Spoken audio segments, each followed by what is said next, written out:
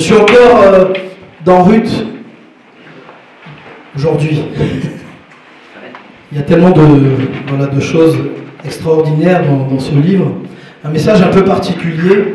Aujourd'hui, si tu veux prendre les passages, Simon, ça sera essentiellement Ruth chapitre 1, versets 7 à 18. Voilà, que le Seigneur nous aide à vivre pour lui, comprendre les choses de sa parole. Ce matin, on va parler d'Israël, on va parler de l'Église et de la position de l'Église. Vous savez, le 7 octobre 2023, Israël et le monde se réveillent dans la stupeur qui très vite devient l'horreur. Et en ce jour de fête en Israël, un jour de fête qui s'appelle Simchat Torah, qui veut dire la joie de la Torah. Donc dans un jour qui est censé être un jour de joie, des centaines de terroristes déclenchent une attaque sur Israël qui sera pour les civils israéliens la plus meurtrière depuis la Shoah.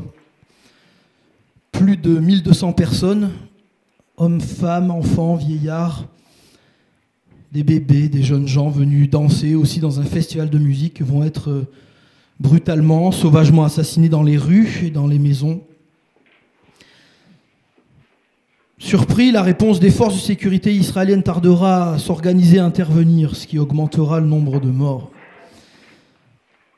Drames et actes de résistance courageux auront lieu en ce jour, encore une fois, qui, encore une fois, a fait basculer le destin des Juifs et leur a rappelé, encore une fois, à quel point l'adversaire de Dieu, le diable, le Satan, n'a pas fini d'essayer de détruire le peuple de Dieu.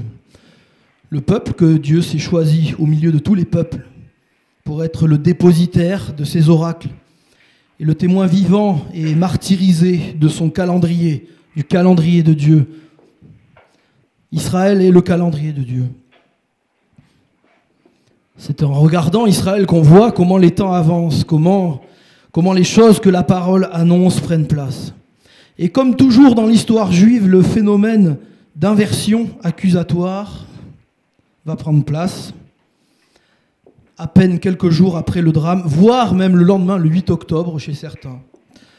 Signe là encore de la place particulière de ce peuple au milieu des nations. Aujourd'hui, de nouveau, comme en certaines années sombres du XXe siècle, les Juifs du monde entier ont peur, doivent cacher leur identité, notamment en France. De plus en plus de nos compatriotes juifs enlèvent les mezuzahs des portes. Vous savez, ces petites boîtes qui sont sur les montants des portes, qui sont dans leur tradition, contiennent des paroles de la Torah, puisque c'est écrit dans la Torah que tu mettras les commandements sur tes portes, sur le montant de tes portes. Et beaucoup de juifs maintenant enlèvent ces mezuzahs pour pas qu'on appelle une mezuzah, pour pas qu'on sache qu'ici vivent des juifs.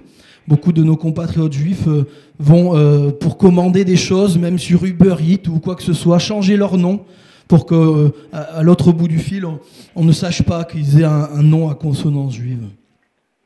Et beaucoup finissent par quitter les pays où ils résident pour rejoindre la patrie juive, l'État d'Israël, ressuscité le 14 mai 1948, dont on a fêté le 70e anniversaire il y a quelques jours, puisque nous sommes le 18 mai, donc il y a 4 jours. C'était l'anniversaire de la naissance ou de la renaissance d'Israël. Alors, et l'Église dans tout ça ? Quelle position devrait-elle adopter ? Que dit la Bible à ce propos ? Et vous me direz, quel est le rapport avec le livre de Ruth ? Qui, encore une fois, vous vous souvenez, le livre de Ruth, cette petite histoire magnifique, courte, qui fait vraiment un contraste vous savez que ça se passe Ruth au temps des juges. Et le temps des juges, c'est une époque un peu particulière, vous savez, où il se passe des choses pas très belles. Ce temps où le peuple n'avait pas de roi et chacun faisait ce qui lui semblait bon. Et dans cette période-là, il va y avoir comme, on va le dire, une sorte de petite parenthèse avec cette histoire de Ruth, qui est une histoire toute belle, mais en même temps tellement riche de sens. Vous vous rappelez un peu tout ce qu'on a pu voir les fois précédentes, est-ce que vous vous souvenez un peu de quoi on a partagé? La première fois que j'ai parlé de Ruth, c'est à vous. Oui, ça c'était la deuxième fois. Ouais, non, parce qu'il y a quelqu'un qui dit le Rédempteur, mais ça c'était... Ouais. La première, vas-y Jean-Pierre. La première c'était l'explication des noms. Ouais. Elimelech, mais toujours pas bien. Yes, Elimelech. Ouais. Dieu est mon roi, et il a quitté la nation où il a modulé les vécu. Ouais. C'était le message sur qui est mon roi, avec ce personnage d'Elimelech et sa famille qui, quand la famine est venue, plutôt que de se confier en Dieu, a cherché sa solution lui-même et est parti à Moab, un pays ennemi, pour essayer de se sauver. Et là-bas, il est mort, ses fils aussi. Donc on avait partagé ça. Et puis la dernière fois que j'en ai parlé de Ruth, c'était pour Pâques. Et on a parlé de Ruth chapitre 4 essentiellement, où ça a été dit, on a parlé du Rédempteur. De comment le Rédempteur a affronté, vous vous souvenez, le sans nom, celui qui n'avait pas de nom, Ploni Almoni, celui qui avait le droit de rachat sur Ruth, et comment le Rédempteur l'a racheté.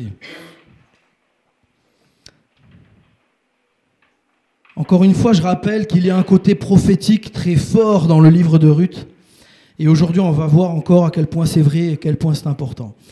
Ruth, chapitre 1, verset 7, qui va s'afficher normalement, nous dit: elles quittèrent donc, il s'agit de Naomi, Ruth et Orpa, pardon, pas Oprah, Orpa. Elles quittèrent donc ensemble l'endroit où elles s'étaient établies et prirent le chemin du pays de Juda. Comme je vous disais la dernière fois, et même peut-être dès le début, Naomi est une image. Derrière la personne de Naomi, il y a une image prophétique du peuple d'Israël. Ce peuple, choisi par Dieu au milieu de tous les autres peuples, comme nous rappelle la parole, pas parce qu'il était meilleur que les peuples, que les autres, parce qu'il avait un truc formidable, mais justement parce qu'il était le plus petit, voilà, c'était un peuple noyé au milieu de tout un tas d'autres peuples. Et Dieu a fait ce choix, parce que Dieu est souverain, et il a fait ce choix de choisir ce peuple-là, pour se révéler, et pour révéler sa parole. Ce peuple choisi par Dieu, qui a si souvent dévié des voies de Dieu, on le sait, qui a si souvent, comme en quelque sorte, attiré sur lui la colère de Dieu, en abandonnant la foi véritable et en se tournant vers des idoles, ou, comme on l'a vu aussi dans le texte de Ruth, ou en se tournant vers des solutions humaines pour se sortir des situations difficiles. Oui, Naomi, qui est partie à Moab avec sa famille, elle est l'image du peuple d'Israël en exil pendant des siècles, dispersé parmi les nations du monde. Et ce fait n'est pas un hasard. Il est surtout et avant tout une conséquence du jugement de Dieu. Vous vous rappelez peut-être que la première fois que j'ai partagé à ce sujet, j'ai dit qu'il y avait probablement une question de jugement de Dieu derrière la famine qui s'est produite à Bethléem, la maison du pain, la maison où il était censé y avoir ce qu'il faut. Et là, il y avait la famine, parce qu'il y avait un jugement de Dieu, et ça fait partie des choses que Dieu a utilisées pour juger. Et vous savez, je dis que ce n'est pas un hasard, parce que quand je parle d'Israël, il est question dans Lévitique 26, c'est pas la peine de l'afficher, dans Lévitique 26, où le moment où Dieu prononce les bénédictions et les malédictions sur son peuple, bien sûr des bénédictions s'il lui reste fidèle, des malédictions s'il se détourne de lui. Au verset 33, dans les malédictions, on lit « Je vous disperserai parmi les nations et je dégainerai l'épée pour vous poursuivre. Votre pays sera dévasté et vos villes seront désertes. » Voilà ce que Dieu annonce dans les malédictions, si le peuple se détourne de lui. C'est la réalité de ce qui s'est passé pour Israël, à plusieurs reprises. Mais voilà ce que nous rappelle le livre de Ruth, de manière prophétique, que je lisais pour commencer le verset 7. Elle partit de l'endroit où elle habitait, donc à Moab, donc dans ces nations, accompagnée de ses deux belles filles, et elle se mit en route pour retourner dans le pays de Juda. Oui, dans ce verset, nous avons une allusion prophétique du retour du peuple juif sur sa terre. Et malgré que ça embête beaucoup de monde, sa terre, c'est pas l'Afrique du Sud, sa terre, c'est pas la Chine, c'est pas l'Australie, c'est pas la France non plus. C'est écrit dans le sujet ici, sa terre, c'est Juda, qui est une façon de dire Israël.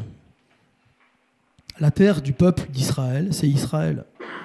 Ce que nous rappelle encore le Seigneur au travers du prophète Ézéchiel, dans Ézéchiel chapitre 11, verset 17, c'est pourquoi annonce, voici ce que dit le Seigneur l'Éternel, je vous rassemblerai du milieu des peuples, je vous réunirai des pays où vous êtes éparpillés, et je vous donnerai le territoire d'Israël.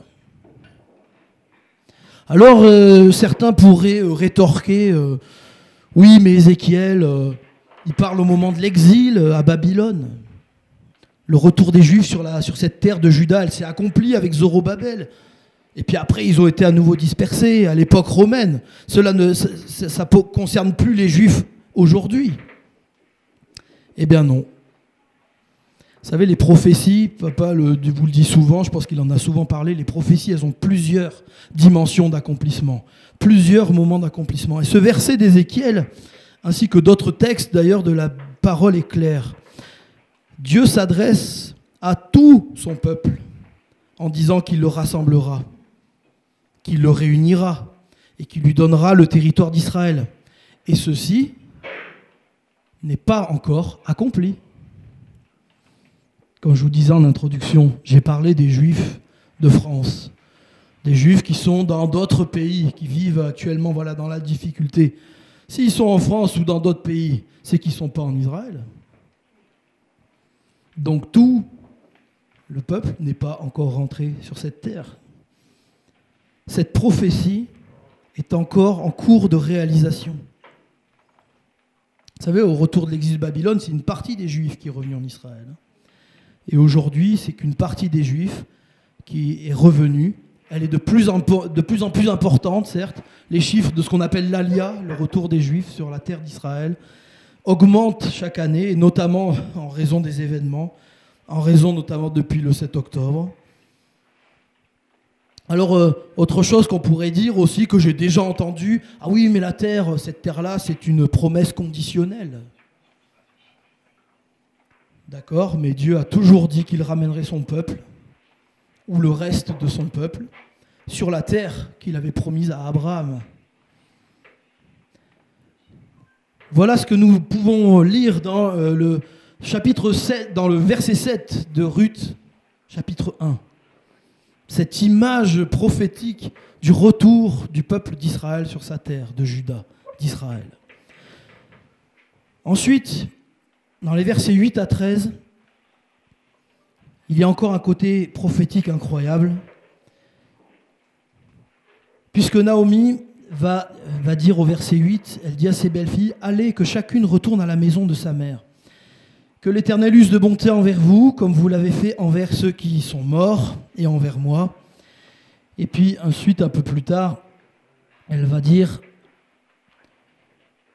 « Non, mes filles, alors c'est au verset 13, car à cause de vous, je suis dans une grande affliction de ce que la main de l'Éternel s'est étendue contre moi. » Vous voyez, dans ces passages-là, Naomi fait référence à la mort, elle fait référence à la souffrance, à la mort, elle parle de ceux qui sont morts, donc elle parle d'Elimelech, ses enfants, etc. Et elle parle de la souffrance, puisqu'elle dit « je suis dans une grande amertume » ou dans une grande affliction. Et dans ces mots de Naomi, on voit toute la souffrance qu'a traversé le peuple juif pendant des siècles. Des siècles de souffrance, de persécution, avec le point culminant au XXe siècle qu'a été la Shoah, avec 6 millions de juifs assassinés, qui précède de quelques années le retour des juifs sur leur terre d'Israël. On a cette image-là qui est là. Et la réponse des deux belles filles aussi est édifiante, Orpa et Ruth. « Nous irons avec toi vers ton peuple. » Petit détail, petite phrase. Mais rappelons-nous, Orpa et Ruth, elles sont moabites. Elles ne sont pas juives, elles ne sont pas israéliennes. Et on peut voir ici, dans cette phrase de ces deux belles filles, l'image des nations qui ont permis et œuvré pour que les Juifs puissent retourner en Israël. Ça ne s'est pas fait tout seul. On croit que Dieu est souverain, alléluia, que Dieu est au-dessus de toute chose, que Dieu est au contrôle de l'histoire. Amen. Il y en a qui sont d'accord avec ça? Que Dieu contrôle ça. Et plusieurs événements dans l'histoire, je le crois, ont été conduits par Dieu pour cela.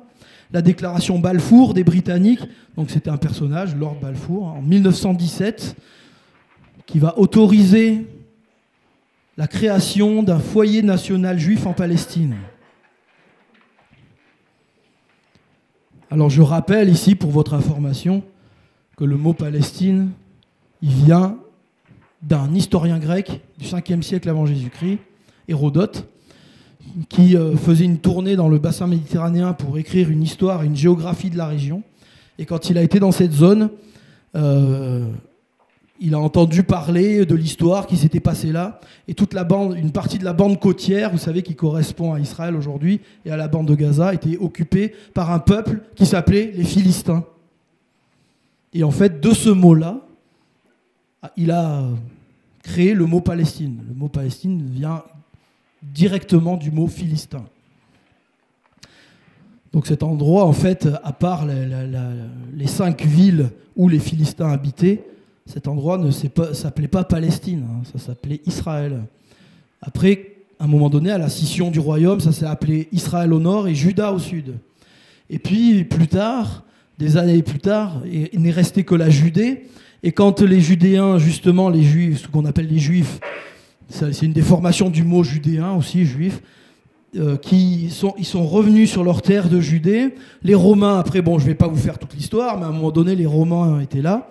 Les Juifs se sont révoltés plusieurs fois contre les Romains, dans 2 grandes révoltes. Et dans la 2e grande révolte, en 132 après Jésus-Christ, l'empereur romain, qui en avait marre de ce peuple qui se révoltait sans cesse, et de cette région qui lui posait tant de problèmes, une fois qu'il a eu écrasé la 2e révolte, il s'est dit « je veux que l'identité juive disparaisse de cet endroit ». Il a fait raser Jérusalem complètement, il a fait construire une colonie romaine dessus, dont il a changé le nom en Aelia Capitolina, et il a cherché un nom à donner à cet endroit qui pourrait bien embêter les Juifs, quoi, vous voyez.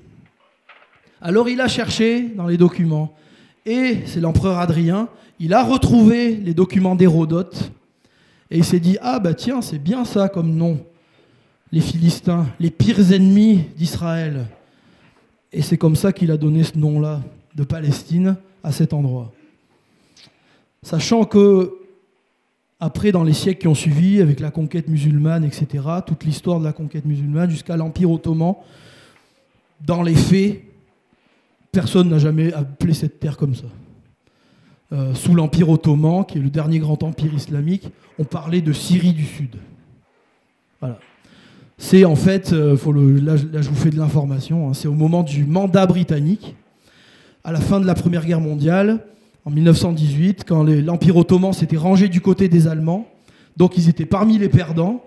Donc ce terrain-là, entre la Syrie, tout ça, a été donné, tout le côté Liban, Syrie pour la France, et tout le côté en dessous, tout ce qui était en dessous, pour les Britanniques, qui en avaient donc le contrôle, le mandat.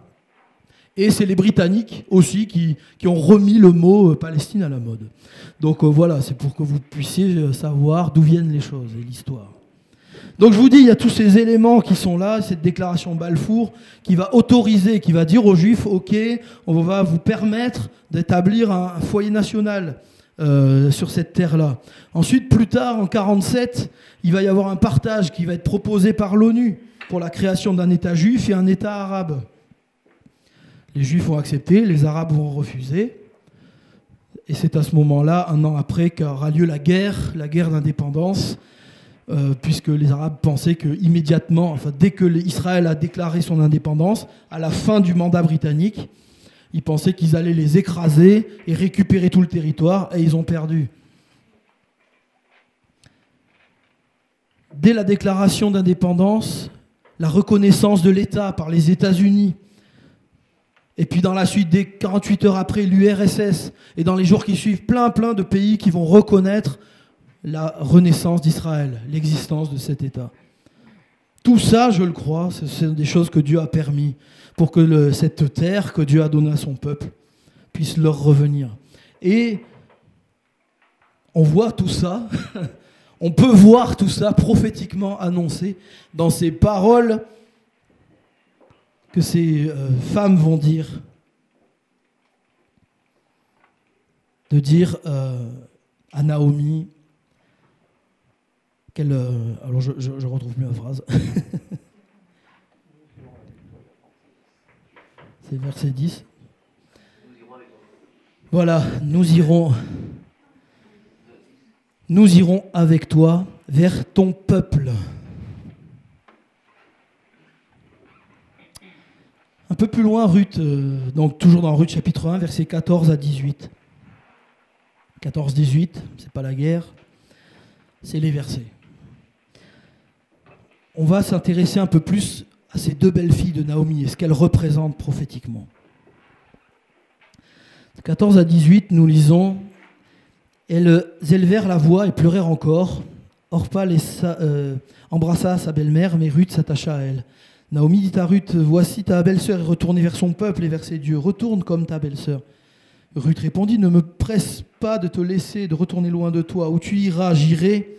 Où tu demeureras, je demeurerai. Ton peuple sera mon peuple et ton Dieu sera mon Dieu. Où tu mourras, je mourrai et j'y serai enterré. Que l'Éternel me traite dans toute sa rigueur si autre chose que la mort vient à me séparer de toi. » Naomi, la voyant décidée à aller avec elle, cessa d'insister auprès d'elle. Orpa, la première des belles filles. Orpa embrassa sa belle-mère. Donc voilà, elle lui dit au revoir. Naomi dit à Ruth, tu vois, ta belle-sœur est retournée vers son peuple et vers ses dieux. Il y a deux réalités prophétiques, tragiques, derrière le personnage d'Orpa.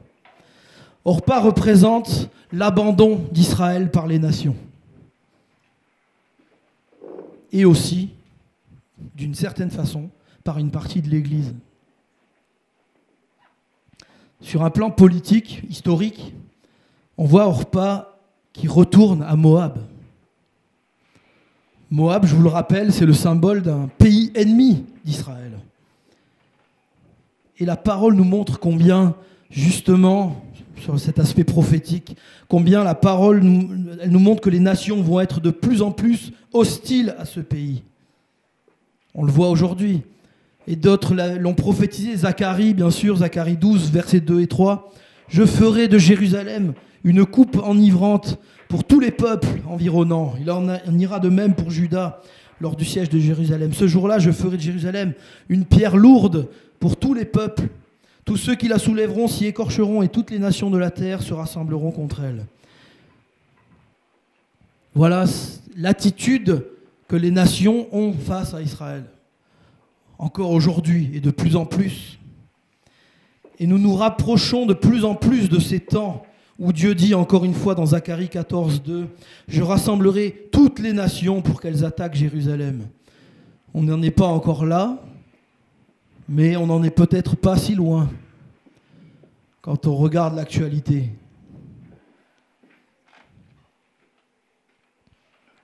Sur le côté plutôt spirituel ou en lien, là c'était le côté plutôt lié à l'histoire, à la politique, mais sur le côté plutôt spirituel ou avec le lien avec une partie de l'Église, on note en fait que l'attachement d'Orpa à Naomi, il est superficiel. Elle s'était mariée avec un Israélite, un des fils de Naomi. Elle s'était mariée avec un Israélite et étant entrée dans une famille croyante dans le Dieu d'Israël, il semble assez évident qu'elle avait adhéré à cette foi. Ce qui, dans cette époque-là, culturellement parlant, pour l'époque, c'est une quasi-certitude. Une femme, elle adoptait la religion de son mari. C'était comme ça. En tout cas, elle avait entendu parler du Dieu d'Israël. Ça, c'est sûr. Au travers, justement, de Naomi, de Élie-Méler, des enfants, etc. Et même si le texte ne le dit pas, on se rend bien compte que Finalement, les mots de Naomi l'ont convaincue de s'éloigner, de repartir dans son pays. Pour elle, c'est clair, elle est moabite, elle n'est pas israélite, donc elle n'a pas d'avenir en Israël en restant attachée à ce peuple. Et là, dans ce comportement d'Orpa ici, on a une image forte qui est dramatique en même temps. En fait, Orpa, elle représente aussi ceux qui veulent bien du Dieu d'Israël, mais pas de son peuple. Elle est l'image prophétique de quelque chose qui, historiquement, a très vite pris place dans l'Église et qui a duré des siècles et qui dure parfois encore aujourd'hui. Ce qu'on appelle la théologie du remplacement ou de la substitution. C'est cette idée de dire qu'aujourd'hui, l'Église a remplacé Israël. Voilà. C'est l'Église qui est le peuple élu de Dieu. Israël n'a plus rien à voir. Israël est un peuple que Dieu a complètement abandonné. On a même l'Église, ce qu'on appelle la grande Église, l'Église officielle. Elle a même qualifié ce peuple de peuple déicide, le peuple qui a tué Dieu en crucifiant Jésus. Et pendant des siècles, au travers de cette théologie-là, l'Église s'est permis de persécuter les Juifs au nom de cette théologie. Pour eux, il fallait prendre la Bible et partout où c'était marqué Israël, on pouvait mettre Église à la place, si vous voulez. Mais c'est pas comme ça que ça se passe.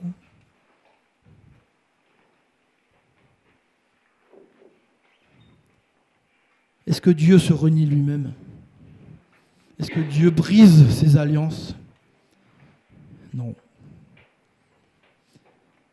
Vous savez, aujourd'hui, nous voyons Israël de plus en plus seul dans l'arène politique internationale. Beaucoup de membres de diverses formes de christianisme ont déjà tourné le dos à Israël. Et même de plus en plus d'évangéliques sont en train de lâcher aussi. Sont en train de lâcher le peuple d'Israël. Il n'y a pas si longtemps que ça encore avec Elisabeth, je ne citerai pas de nom, mais on était dans un rassemblement de théologiens du mouvement. Et dans une des interventions, on a entendu, encore une intervention, nous expliquant que non, en fait, Israël, c'est pas vraiment le peuple de Dieu, quoi. C'est Enfin, ça sentait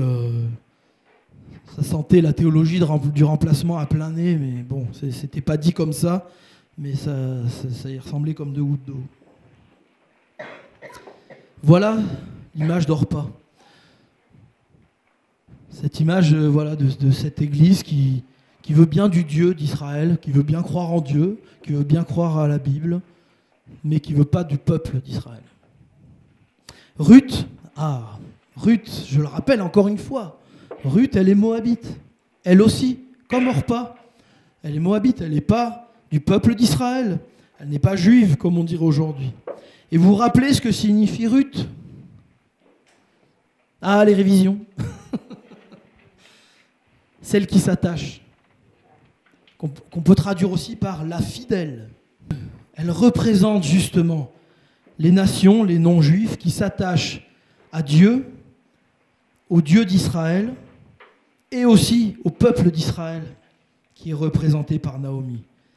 Et ça, c'est peut-être le passage le plus fort et le plus connu de ce livre, quand Ruth dit « Ne me pousse pas à te laisser repartir loin de toi, où tu iras, j'irai, où tu habiteras, j'habiterai, ton peuple sera mon peuple et ton Dieu sera mon Dieu. » Quelle déclaration! Quelle fantastique et belle déclaration de Ruth. Quel engagement il y a dans cette déclaration-là. Et le point essentiel, vous l'avez compris ici, qui diffère d'avec Orpa, c'est que oui, c'est vrai, Ruth va dire à Naomi, ton Dieu sera mon Dieu, mais avant, elle va dire, ton peuple sera mon peuple. Et ça change tout. On entre ici vraiment dans le domaine de la foi. Comme Orpa, Ruth, elle a entendu parler de Dieu. Elle a entendu parler du Dieu d'Israël pendant plusieurs années, grâce à sa belle famille, grâce à Naomi, Elimelech, son mari sûrement. Donc elle a, tout comme Orpa, elle a entendu qui était le Dieu d'Israël, ce qu'il pouvait faire, ce qu'il avait fait, comment il avait béni, délivré son peuple. Elle connaissait toutes ces histoires. Et vous savez, Ruth, comme j'ai dit, elle représente ces nations ou ces gens qui s'attachent au Dieu d'Israël et au peuple d'Israël. Et de la même façon, que Ruth a entendu parler du Dieu d'Israël pendant toutes ces années en Moab, pendant plus de 2000 ans, on a des gens, des non-juifs, des païens, ce qu'on disait à l'époque, des païens ou des non-juifs, qui ont entendu, et on en fait partie, on a entendu parler de l'Évangile de façon plus ou moins claire. On sait que dans l'histoire, l'Église a eu des périodes où l'Évangile était annoncé, d'une certaine façon. Mais quand même, il y avait quand même une annonce de l'Évangile. On proclamait le Dieu de la Bible, on parlait de Jésus-Christ, etc. Donc il y avait quand même ça. Il y a cette culture judéo-chrétienne qui est encore présente aujourd'hui et qui ne vient pas de nulle part. Elle n'est pas tombée comme ça du ciel hier matin. Et comme je disais pour Orpa tout à l'heure, Ruth, elle n'est pas juive, elle n'est pas du peuple d'Israël. Et elle sait, elle aussi, comme Orpa, qu'elle n'a rien à attendre de sa belle-mère et de son peuple. Elle est d'un peuple ennemi, normalement. Et pourtant, on voit qu'il y a comme quelque chose qui se passe en elle. Et elle va être prête à tout abandonner pour suivre Naomi. Et en ça, elle nous rappelle un autre personnage de la Bible. Quelqu'un qui a été prêt à tout abandonner pour suivre la voie de Dieu. C'est qui? Non. Dans l'Ancien Testament, le père de la foi. Voilà. Abraham, celui qui habitait en Chaldée, à Ur, qui était dans ses trucs. Et puis à qui Dieu a parlé, lui a dit, va, quitte ta patrie, etc. Et va vers l'endroit que je te montrerai, et qui est parti comme ça sur la parole de Dieu sans savoir exactement où il allait par la foi. Et Ruth, elle a aussi cette image-là. Ruth, elle est en quelque sorte l'Abraham des nations. Elle va être prête alors qu'elle est moabite, alors que rien ne l'invite à venir en Israël. Elle va par la foi dire à Naomi, moi je vais aller avec toi, je vais rester attaché à toi, je vais te soutenir. Et ton peuple sera mon peuple, et ton Dieu sera mon Dieu. Pourquoi Ruth fait ce choix-là, si ce n'est par la foi? Parce que comme je vous disais, humainement parlant, il n'y a rien qui l'invite à venir. Hein. Le pays où elle est censée se rendre, là, avec Naomi, c'est un pays qui va plutôt lui dire « Non, mais c'est bon, en fait, tu peux retourner. » Non. Elle a entendu ce que Dieu a fait pour le peuple de Naomi. Vous vous rappelez qu'on a lu qu'ils vont décider de revenir dans la terre de Juda parce que Dieu a agi. Dieu avait visité son peuple et lui avait donné du pain. C'était au verset 6. Elle a entendu ce que Dieu a fait et elle a comme une révélation quelque part que la bénédiction qui va s'attacher à Naomi, parce que Naomi, quand elle va rentrer chez elle, elle va pouvoir profiter de cette bénédiction de Dieu, parce que l'abondance est revenue. Et voilà, elle a comme cette révélation qu'elle va pouvoir aussi avoir droit à cette bénédiction qui va s'attacher à Naomi. Il y a une sorte de résurrection spirituelle qui prend place. Et Ruth, elle aussi, veut avoir sa part. Elle veut prendre part au plan de Dieu. Et ça doit nous parler. Est-ce qu'on a envie de prendre part au plan de Dieu? Parce que là, dans ce que je suis en train de dire, en fait, si vous n'avez pas compris, on est un peu des Ruth, quoi. On est censé être un peu des Ruth, hein, ou des Orpa, mais ça, c'est un choix après. Elle décide que le sort du peuple de Dieu sera le sien. Et c'est ainsi qu'elle va pouvoir entrer dans quelque chose de nouveau. dans ce que nous appellerons une nouvelle alliance. Donc voilà la situation. Il y a Orpa qui fait ce choix de se dire non, moi le Dieu d'Israël, pourquoi pas, mais son peuple, non. Je vais retourner d'où je viens. Et Ruth qui va s'attacher vraiment à Naomi, qui va s'attacher à ce peuple. Et donc, dans le point suivant, c'est dans Ruth chapitre 1, verset 22, et ensuite les 3 premiers versets du chapitre 2, il est écrit « Ainsi revinrent du pays de Moab Naomi et sa belle-fille Ruth la Moabite. Elles arrivèrent à Bethléem au commencement de la moisson des orges. Naomi avait un parent de son mari, c'était un homme puissant et riche de la famille d'Elimelech et qui se nommait Boaz. Ruth la Moabite dit à Naomi « Laisse-moi, je te prie, aller glaner des épis dans le champ de celui aux yeux duquel je trouverai grâce. » Elle lui répondit « Va, ma fille. » Elle alla glaner dans un champ derrière les moissonneurs. Il se trouva par bonheur. Non, j'ai fait exprès de dire par hasard, parce que vous avez compris, il n'y a pas de hasard. Par bonheur, que la parcelle de terre appartenait à Boaz, qui était de la famille d'Elimelech. Amen. Comment Dieu conduit les choses encore. C'était Einstein qui disait que le hasard, c'est les pas de Dieu qui essaye de ne pas se faire remarquer, qui essaye de passer incognito. Voilà. Donc ça, c'est le hasard. On l'a dit la dernière fois. De qui Boaz est-il l'image ? Ah bah elle a toutes les bonnes réponses. Bon, c'est ma femme aussi. Elle est enseignante, alors bon.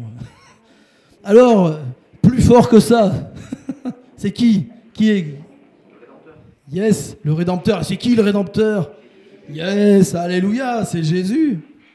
Et vous savez, Naomi, c'est elle qui a permis cette rencontre entre Ruth et Boaz. Oui, le rôle de Naomi a été crucial pour que Ruth parvienne à cette connaissance du Rédempteur de Boaz. Et ça, je ne sais pas vous, mais moi ça me parle, ça doit nous parler, à nous, Église de Jésus-Christ. Dans Jean chapitre 4, verset 22, Jésus va dire à la Samaritaine « Vous adorez ce que vous ne connaissez pas, nous adorons ce que nous connaissons, car le salut vient des Juifs. » Amen. Alléluia. C'est pas moi qui le dis, hein. C'est Jésus qui le dit. Le salut vient des Juifs. Plus tard, Paul va parler des non-juifs croyant en Jésus comme étant une branche d'olivier sauvage qui a été greffée sur l'olivier franc, c'est-à-dire sur l'olivier originel. C'est qui cet olivier franc, si ce n'est le peuple d'Israël ? Nous lisons une Bible qui vient des Juifs. On a tendance à l'oublier des fois. La Bible qu'on lit vient des Juifs. Nous croyons en un Messie juif. Jésus, il n'est pas venu s'incarner au milieu des Touaregs ou des Esquimaux. Jésus, il est venu naître en Israël. Nous adorons le Dieu d'Israël qui est venu dans la personne du Fils s'incarner en chair au milieu du peuple juif. Et ce qui va se passer, c'est qu'au travers de cette histoire, où vraiment Ruth va être bénie de cette rencontre avec Boaz, que je ne vais pas refaire la prédication de l'autre fois, mais il va y avoir tout ce combat, et puis Boaz va remporter sur l'autre, et il va pouvoir avoir Ruth comme épouse, et ils vont pouvoir célébrer leur mariage, et il va y avoir une grande joie.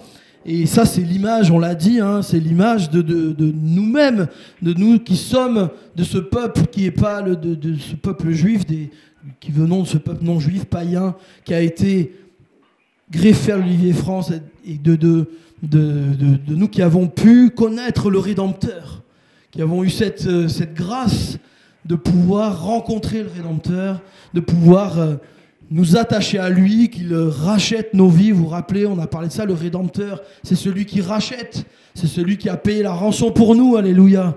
Et ça, c'est une grâce Et en même temps, cette histoire-là, elle va pas toucher finalement que Ruth. Parce qu'on pourrait dire, oui, c'est bien, voilà, maintenant Ruth et Boaz, ils sont heureux, happy end, ils s'en vont sur leur petit cheval. Et puis, ciao Naomi. Non, mais ce qu'il y a, c'est que dans cette histoire, Naomi va être aussi bénie. Elle va être aussi bénie et rétablie. Elle va être vraiment rétablie par cette alliance de Ruth avec Boaz. Et c'est ce qu'on voit au chapitre 4, versets 13 à 20.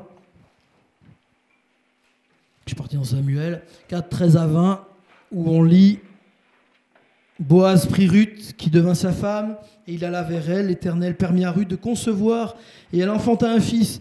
Les femmes dirent à Naomi, « Béni soit l'Éternel, qui ne t'a point laissé manquer aujourd'hui d'un homme, ayant droit de rachat, et dont le nom sera célébré en Israël. Cet enfant restaurera ton âme, et sera le soutien de ta vieillesse, car ta belle-fille qui t'aime l'a enfanté, elle qui vaut mieux pour toi que sept fils. » Naomi prit l'enfant et le mit sur son sein, et elle fut sa garde.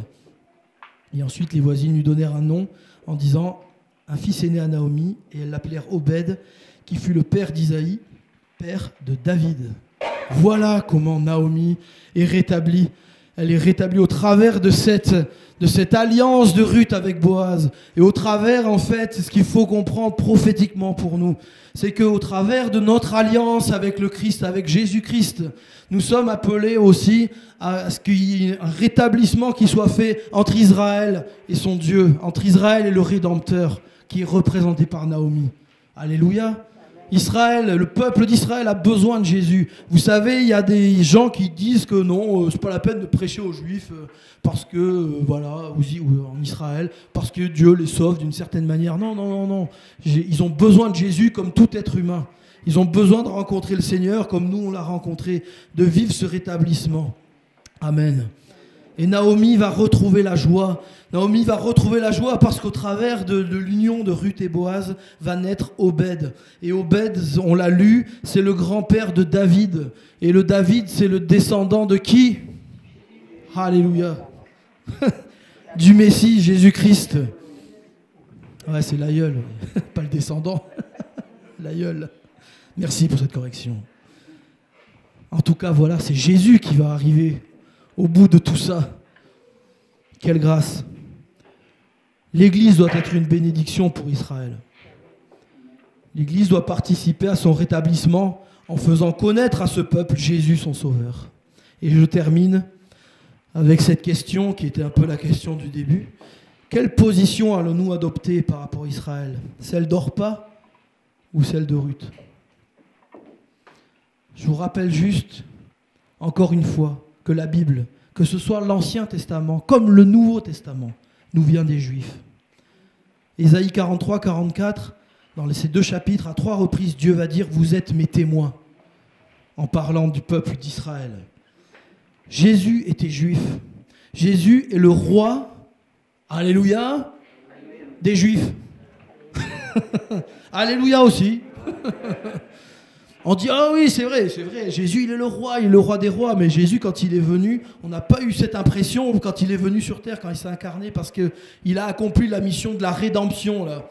Mais même quand il est venu dans cette mission de rédemption, Jésus était roi. Et vous savez comment on sait que Jésus était roi ?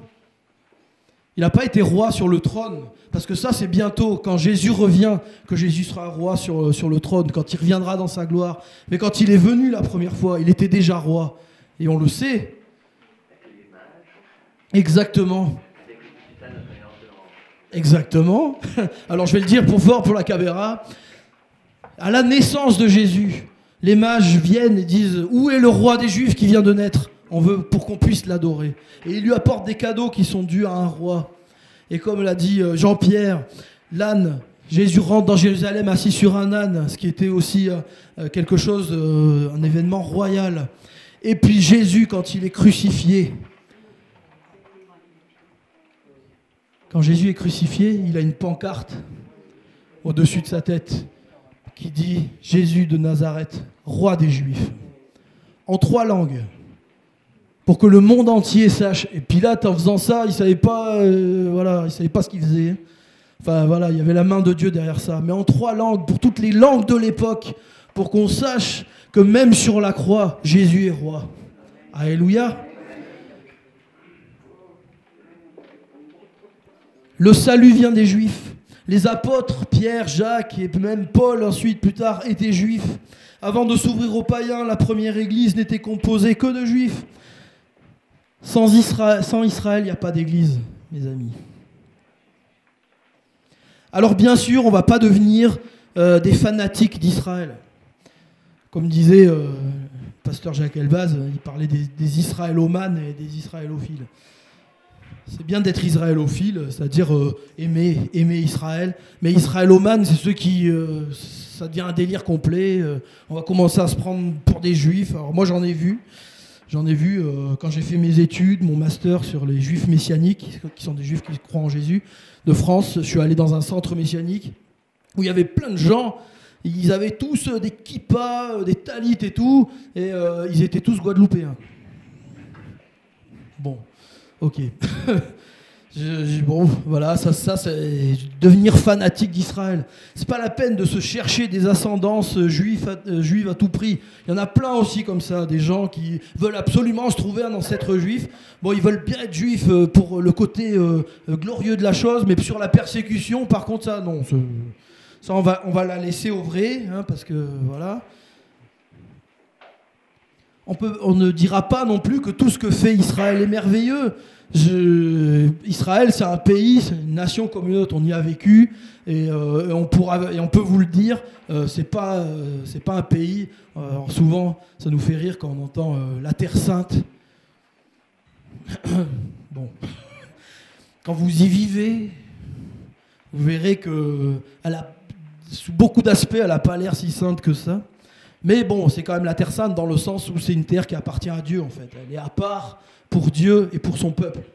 Mais voilà, les Israéliens, ils ont aussi leurs défauts. Et même à l'heure actuelle, il peut y avoir des choses qui se passent, qui ne sont pas forcément glorieux. Mais c'est pas ça la question, en fait. C'est le peuple que Dieu s'est choisi. Il ne faut pas non plus tomber dans le travers inverse.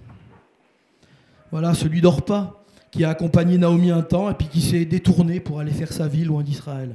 Vous savez, Israël a et aura toujours une place particulière dans le cœur de Dieu. Dieu va le dire à plusieurs reprises, celui qui touche à mon peuple, c'est comme s'il touchait à la prunelle de mon œil. Vous êtes déjà mis un doigt dans l'œil pour voir comment ça fait du bien? Non, il ne faut pas le faire. Mais Dieu dit que c'est la même chose. Si on touche à son peuple, c'est comme si quelqu'un mettait un doigt dans son œil. Que nous le voulions ou non, de toute façon, notre sort en tant qu'Église est lié à celui d'Israël. Vous savez, on a l'habitude de dire, on le dit souvent avec Elisabeth, quand on voit l'actualité, et même c'est quelque chose qui est dit, même par des gens qui ne sont pas croyants, qui disent l'expression, vous savez, après le samedi vient le dimanche. Qu'est-ce que ça veut dire? C'est quoi le jour saint chez les Juifs? Ben non, c'est le samedi, c'est le Shabbat. Et le jour saint, entre guillemets, pour les chrétiens. Donc voilà, vous comprenez que quand je vous dis que le sort de l'Église est lié à celui d'Israël, ça nous parle en fait qu'on aura beau faire tout ce qu'on veut, à un moment donné, ce qui se passe contre le peuple juif va finir par arriver sur le peuple chrétien. Parce qu'une fois que le samedi sera passé, ça sera le dimanche. Et on le voit déjà dans beaucoup de pays du monde, où tous les juifs de ces pays sont partis, ont déjà été chassés, ou ont fui, ou ont été tués. Et maintenant, ce qui reste, c'est les chrétiens. Et c'est eux maintenant qui ramassent, qui en prennent plein la figure. Notre sort est lié. Alors, quelle position adopter face à Israël? Prendre le chemin d'Orpa en disant que nous ne sommes pas concernés par le fait que le peuple d'Israël revienne dans son pays, que nous, chrétiens, n'avons rien à faire avec le peuple d'Israël, que de toute façon l'Église a pris sa place dans le cœur de Dieu? Ou prendre la voie de Ruth, conscient que ce peuple reste un peuple à part dans le cœur de Dieu, son peuple élu par lequel il a choisi de se manifester, par le don de la parole de la Bible, et aussi et surtout par le don du Rédempteur, Jésus-Christ notre Sauveur. Alléluia. Je rappelle ce que Dieu dit à Israël dans Jérémie 31, verset 3. Dieu va dire « Je t'aime d'un amour éternel. C'est pourquoi je te conserve ma bonté. Ne voulons-nous pas honorer ce peuple à qui l'on doit tant de choses? Ne le mettrons pas dans nos cœurs à une place au moins égale à celle qu'il a dans le cœur de Dieu? Je le redis. Ne mettrons-nous pas dans nos cœurs ce peuple d'Israël à une place au moins égale à celle qu'il a dans le cœur de Dieu? S'il a une si belle place, s'il a une place si importante dans le cœur de Dieu, nous ne pouvons pas faire moins que faire comme Dieu. Que pouvons-nous faire, ou plutôt que devons-nous faire? Et Ésaïe 40 nous donne une réponse. Ésaïe 40, versets 1 et 2 nous dit « Consolez, consolez mon peuple, dit votre Dieu. Parlez au cœur de Jérusalem, criez-lui que sa période de combat est terminée, que sa faute est expiée, qu'elle a reçu de l'Éternel le salaire de tous ses péchés. » Voilà ce que nous, Église de Jésus-Christ, sommes appelés à faire.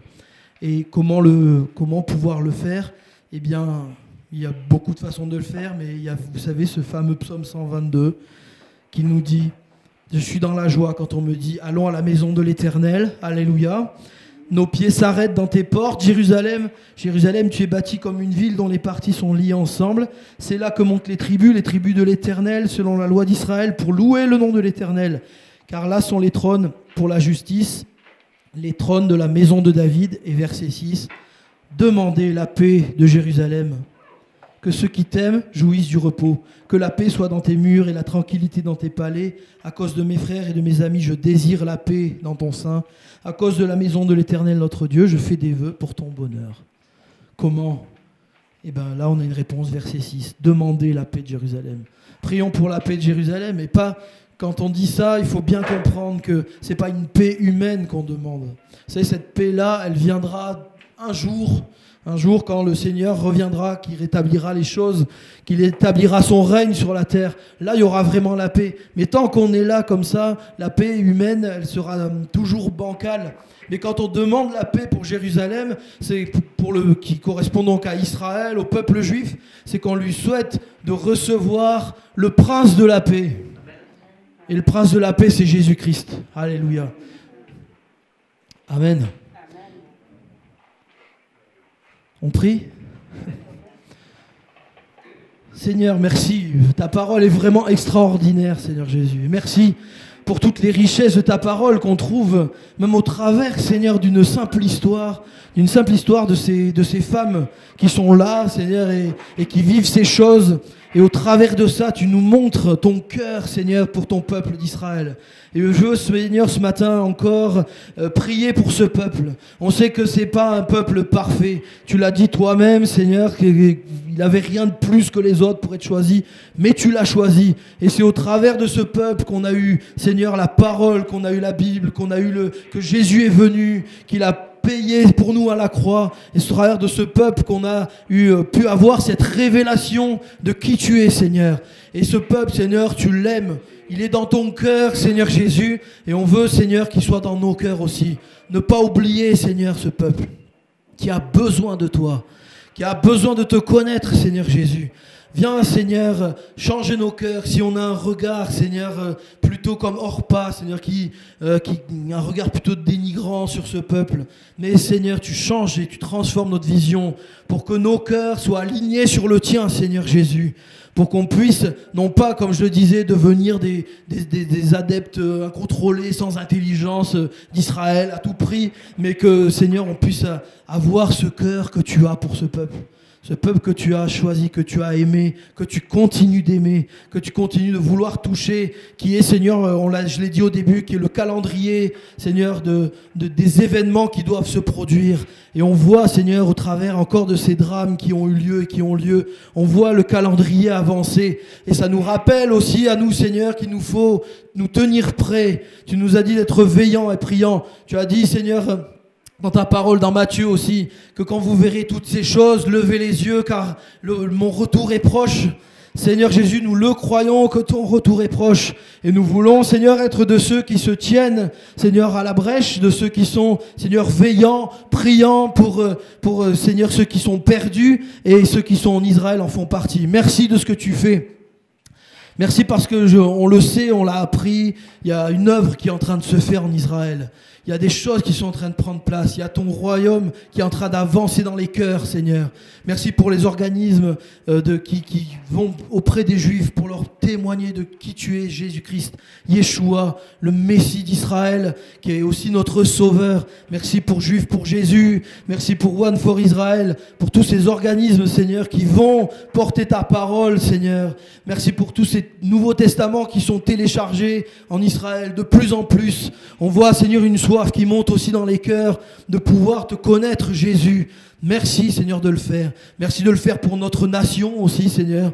On veut aussi en profiter pour prier pour la France, pour qu'il y ait même aussi, Seigneur, un mouvement de l'esprit qui se fasse, que, Seigneur, des cœurs se tournent vers toi, que les hommes, les femmes puissent te chercher, Seigneur Jésus, et tu nous prépares aussi en tant qu'Église à être une bénédiction, à être, Seigneur, avec toi dans la moisson. Tu as dit que la moisson est grande, il y a peu d'ouvriers. On veut être ces ouvriers avec toi, Seigneur Jésus, pour la gloire de ton nom, pour l'avancement de ton royaume, Seigneur.